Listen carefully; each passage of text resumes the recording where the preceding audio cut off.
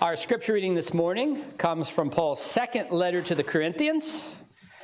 In America, we call that 2 Corinthians. If you live on the other side of the big ocean, they often call it 2 Corinthians. Same book. Both are right, depending on to whom you're speaking. We're looking today at 2 Corinthians chapter 1, starting in verse 23, and then reading through chapter 2, verse 11.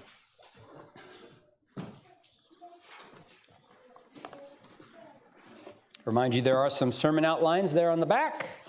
If you'd like to have that to follow along. But at this time, we'll be reading together from 2 Corinthians, starting in chapter 1, verse 23.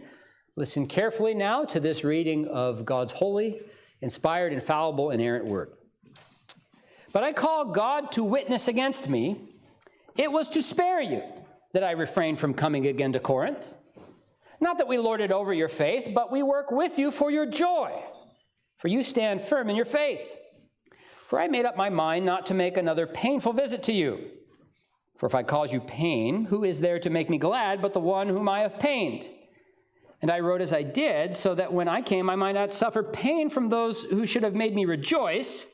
For I felt sure of all of you, that my joy would be the joy of all. For I wrote to you out of much affliction and anguish of heart and with many tears, not to cause you pain, but to let you know the abundant love that I have for you. Now, if anyone has caused pain, he has caused it not to me, but in some measure, not to put it too severely, to all of you.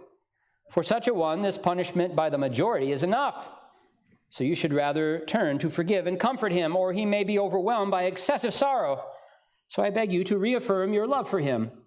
For this is why I wrote, that I might test you and know whether you are obedient in everything. For anyone